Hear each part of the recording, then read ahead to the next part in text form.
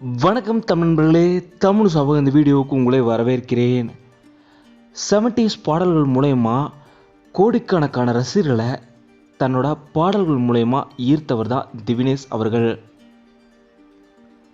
திவினேஷ் அவரோட பாடலை கேட்டு ரசிக்காதவர்களே யாரும் இல்லைன்னு சொல்லலாம்.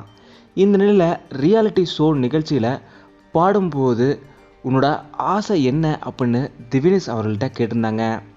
அப்போது தன்னோட அப்பாவுக்கு வண்டி ஒன்று வாங்கி தரணும், அதுதான் என்னோட மிகப்பெரிய ஆசைன்னு திவினேஷ் அவர்கள் சொல்லியிருந்தார்.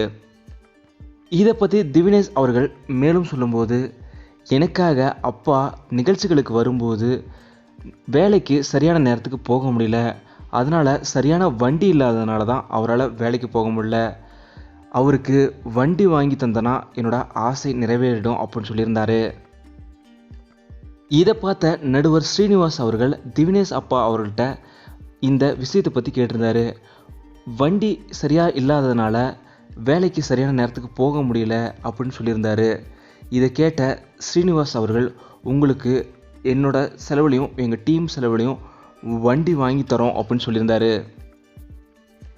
இதை பார்த்து நெகிழ்ந்து போன திவினேஷ் அவர்களோட தந்தை திவினேஷ் அவர்களை கட்டிப்பிடித்து கண்கலங்கிய தருணம் பார்க்குற எல்லாருக்குமே ரொம்பவும் உணர்ச்சி வசமாக இருந்தது.